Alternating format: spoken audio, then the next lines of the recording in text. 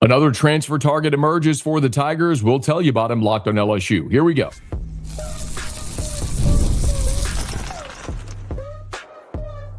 You are Locked On LSU, your daily podcast on the LSU Tigers.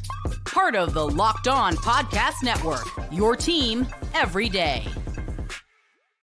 Okay, let's get it. It is Locked on LSU, your team every day. I'm your host, Matt Moscona. It is undeniable coming out of spring after LSU suffered 2 season-ending injuries to important depth pieces that cornerback and edge rusher are big needs for this team. We've already seen LSU add Levante Williams, a JUCO cornerback, as a transfer to add more depth. They've hosted a couple of more JUCO transfers. Well, this weekend, LSU welcomed Ean Rhea to campus. Now, you don't know who Ean Rhea is, and you probably they've never even heard of the place where he plays, but I'm going to fill you in on Rhea's bio, how he might factor in at LSU if he picks the Tigers, and we'll give you an overview of that edge room behind the 2 unquestioned starters. So let's start with Ean Rhea and his bio and who this guy is that LSU is looking at. So Ean Rhea is a edge rusher from Emory and Henry. That's the name of the school. I had to look. They are a Division II program. They're known as the Wasps. They're at Emory and Henry. And he is a guy that has been a very productive player, and he looks the part as well. Rhea is 6'3", 250 pounds, and he had a really impressive 2025 season. Again, Division II, but he had 12 sacks, 18 TFLs, 3 forced fumbles. So you're talking about a guy that was highly productive at the Division II level. He entered the transfer portal, has an offer, and has already made a visit to Vanderbilt, and now is visiting LSU. He's a Virginia native, went to Patrick Henry High School, went Division II, obviously, and in 2 seasons there has more than 80 tackles, 25 TFLs, and as we just mentioned, double-digit sacks. So you're talking about a guy who might be the classic case of someone who at 17, 18 years old isn't necessarily physically developed, but like so many of us, hits that growth spurt at 19, 20 and just becomes a very different player. An example I give often is someone like Khalil Mack. I mean, Khalil Mack played collegiately at Buffalo, ended up being a top 10 pick and an all-pro in the NFL. Well, as a 17, 18-year-old, he was likely recruited. There was the pre-transfer portal NIL era. And so Khalil Mack played his college career at Buffalo. And if it were a different era, you might have a guy that's more like Braden Fisk, right? So Braden Fisk started his career at Central Michigan, was a great player, and then transferred to Florida State, was a great player there, and became a second-round pick of the Rams, and has been a good NFL player so far. Same with Jared Verse, who was at Albany before transferring to Florida State. So this is just an era that maybe can emphasize guys who are lightly regarded coming out of high school, but somewhere along the way, they physically develop, become a really good player, and can make that step up. So here's a guy in Rhea who's now 6'3", 250 pounds, massively productive at the Division II level, enters the transfer portal with 2 years of eligibility remaining, and has SEC offers with Vanderbilt and LSU when you look at the bio right now for Ean Rhea. So, it's funny to go back and look at the recruiting profile. As a high schooler, was not really on the radar. He was in the national rankings, number 1,696 when he was coming out of Patrick Henry in Glade Spring, Virginia, at 235 pounds. So you're talking about a guy now who will be a redshirt player who's got a couple of seasons of key playing time under his belt, and is visiting LSU this weekend, potentially to add depth into that edge room. Now, I think this is obviously a position of need and concern for LSU. Remember, in spring, the Tigers lost 2 very important depth pieces. Aidan Anding at corner and Gabe Reliford at edge. Anding with the Achilles, Reliford with the torn ACL. So you don't have a spring portal window, as we've gone through many times.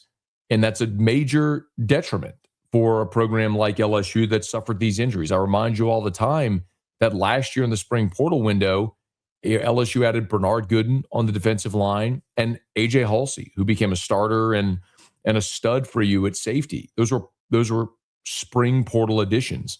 And in doing away with the spring portal, you come out of spring and your roster is set, except for the incoming freshmen that will be here in June. But the opportunity to add bodies to your roster is only situations like this. If you go to a lower classification, where you're talking about graduate players who can transfer whenever, or if you go to, say, JUCO, that's not an NCAA governed body. They're governed by the NJCAA, so you can transfer whenever from junior college to this level. So LSU's having to really dig deep into the weeds to try to find potential prospects that can give them some depth at these positions where they lack bodies due to injury. So let me do this. Quickly, want to remind you about FanDuel, and then we'll come back and we'll break down the edge rusher room and where a guy like Ray might fit in if he does pick LSU. So sit tight. It's Locked on LSU, your team every day. The NBA playoffs are here, and every possession matters. If you're looking to get even closer to the action, FanDuel has a great offer to get you started. Right now, new customers can bet $5 and get $150 in bonus bets if your first bet wins. That's right. Turn $5 into $150 in bonus bets just for getting started. Now, I like using FanDuel during the playoffs because everything I need is right there in one place. You can check stats, trends, and matchups before making your picks. That makes the whole experience feel a lot more informed. And whether you're looking at player props or you're just following your favorite stars, it adds another level of excitement to every game. It's a real easy app to navigate, and it makes playoff basketball even more engaging from start to finish. So head to FanDuel.com to get started. That's FanDuel.com. FanDuel, play your game. So I want to remind you, this is what Lane Kiffin said when over at LouisianaSports.net, we were the first to report Gabe Reliford's injury. It was a Saturday. The following Tuesday, when Lane Kiffin met with reporters, I asked him to confirm it, which he did, and then sort of elaborated on what Reliford's injury meant to that defensive end room. That's a difficult injury, really challenging for him after missing time last year. He was doing a great job. Again, kind of like the way I view that position, like receivers, if you're going to be really good, because play counts are up nowadays, and as you look at the conference, it used to be kind of fast and it slowed down a little bit offensively. If you look at like last year, there weren't really many up-tempo teams. And now you kind of have this swing back. So to me, even more than ever, to have multiple defensive ends that can rush and that can play snaps to play against that tempo, this was a significant loss for us. He has a really good future here, and we were really excited about how he was performing. So, of course, Reliford a year ago was lost for the bulk of the season with a shoulder injury that required surgery. He was coming back and was participating then the first week of spring toward his ACL, so he's lost for the year.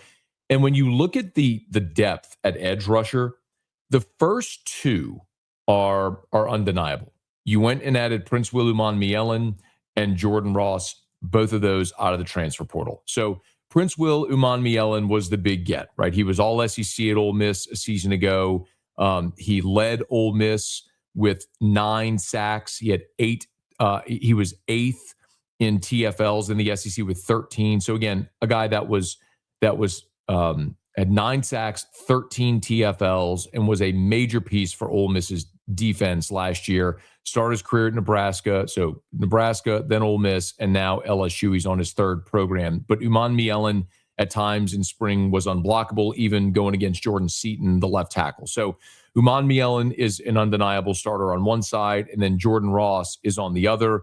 Ross, if you know that story, as we've talked about plenty, he's a guy with tremendous upside. When he came out of high school, he was a 5-star. He was the number 1 edge rusher in the country, the number 7 overall prospect. He goes to Tennessee, plays in 11 games, just 3 tackles. In 2025 as a sophomore, plays in 11 games, again, 246 snaps on the season. But again, a rotational player in 2 seasons, did not start a game there at Tennessee. But he's 6'5", 246 pounds.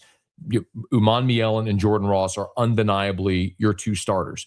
Reliford was going to be next. Remember, you just heard Kiffin talk there about the need for bodies in a rotation because you're seeing more tempo. And think about this as well, especially the teams LSU is going to face this year. Well, you're going to play Kentucky. Well, Will Stein comes in there as the new head coach. He's going to run tempo coming in from Oregon.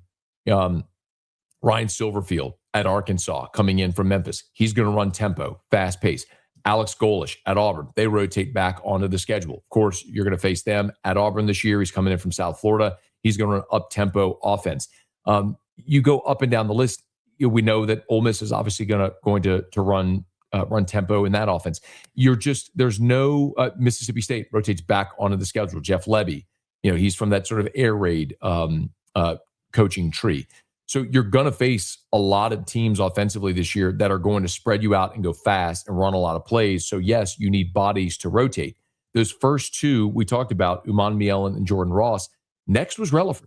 So with Reliford out, you look at the next two guys, and in all the practices that we got to watch in spring, and listen, every minute that Lane Kiffin made available to us to watch in spring, I was there. And I'll tell you that when Reliford was injured, the next two guys were Dylan Carpenter and Damian Shanklin. And there was a lot of times where Carpenter even took reps with the ones. And I think a big part of that this spring was Lane Kiffin saying, hey, Princewill Umanmielen, take you and your beautiful, healthy ACLs and just go sit over there on the sideline and get out of harm's way because we know what you are. So it was an opportunity for guys like Carpenter and Shanklin to get more reps with the ones and continue to grow and develop. But neither of those guys, meaning Carpenter and Shanklin, are guys that you feel like you can certainly count on right now. Carpenter's going into his fourth year, so he's a redshirt junior. But in the previous 3 years at LSU, he's played in 20 games, mostly on special teams. He's got 15 total tackles across 3 seasons. He just hasn't been a guy that's played a ton of defensive snaps and been super productive for you. As for Damian Shanklin, similar, he was a freshman last year in 2025. He was a 4-star coming out of Indianapolis, Indiana, and he looks the part. I mean, he's 6'5", 254. He wears 17. He fills out the uniform. I mean, Shanklin looks like an awesome prospect, but last year as a freshman, he played in just 5 games. He had a couple of sacks in the game against Southeastern. Played limited snaps against South Carolina, Alabama, Arkansas, and then in the Texas Bowl. So you're talking about maintaining the redshirt year because you just played in the 4 regular season contests. But those are your next 2 guys, a redshirt junior that's basically been a special teams guy and a redshirt freshman that played limited snaps in 4 games a year ago and then in the bowl game. So yeah, you're looking for options. Now, the other caveat is Lamar Brown is going to show up in June. And Lamar Brown is the 5-star, number 1 overall player in the country. And, he is going to be expected to be an impact contributor immediately when he steps on campus. Matter of fact, at the end of spring, Kiffin was asked about that edge rusher room and kind of how they developed. And this is what he said. And today in our third down package with different rushers and things. And, Lamar will be here, which will help too at that spot. And so we'll just look at different options. I mean, very non-committal. Like that doesn't ooze confidence when Kiffin says, well, Lamar will be here in June. We'll look at different options. They're not super pumped about the options that they have there right now because you just don't have any guys that are proven at this point. Now, I do think there's another player that's worth mentioning at the edge rusher spot. Remember, Sterling Lucas comes in as your new defensive line coach, working with the edges, and he brings Jaylen Brown with him from South Carolina. So Brown's a redshirt sophomore. If Sterling Lucas comes in from South Carolina, recruited Jaylen Brown. Remember, Brown started his career at Missouri in 2024. Then Sterling Lucas recruits him out of the portal to South Carolina, where he spent 2025. Now, he missed the entire 2025 season with an injury, but this is a guy at 24 was at Missouri, 25 is at South Carolina, now his 3rd SEC school in as many years. He's 6'6", 270. That's a big dude who was an SEC recruit out of high school. We just didn't get to see him at all last year because of injury, and now he comes in. Maybe the benefit for a guy like Jaylen Brown is knowing Sterling Lucas, knowing the coaching staff, the expectation and the staff, the familiarity with him, that could be another body. But the fact that, as we always say, actions speak louder than words, the fact that they're going out and looking at Division II for a player like Ean Rhea to see if you can get another body in that room tells you where their confidence level is with that edge rusher group right now. I mean, Trenton Henderson was a true freshman, early enrollee who's on campus, was on campus and went through spring for LSU. And so you've got some bodies. You don't, it's like so many positions on this defense and on this team. You have bodies. What you don't have is proven depth. So they're continuing to look for that proven depth. Kalaj Cobbins is another guy, as a redshirt sophomore, still on campus, is growing into his body, but probably not big enough to be a set the edge guy, more of a pass rusher guy. So how they continue to develop into those roles throughout this summer, this offseason, is going to be interesting. But we'll see if they can add Ean Rhea. So look, he's got LSU and Vanderbilt, 2 SEC offers. He's probably not in any great hurry to commit anywhere. The more visits he takes, like Vanderbilt and LSU, the more he'll get on people's radar, and he'll be looking around for a best option for him. It's not going to be an opportunity to start at LSU. He would be coming in as a depth piece if he picks the Tigers. But LSU needs depth. They need bodies, and maybe a Division II player like Ean Rhea was massively productive last year at Division II, which, again, LSU doesn't have productive depth, proven depth on this roster. That would be an option, someone who could certainly give them that here if he does, in fact, pick LSU. So Ean Rhea visiting LSU this weekend after having visited Vanderbilt.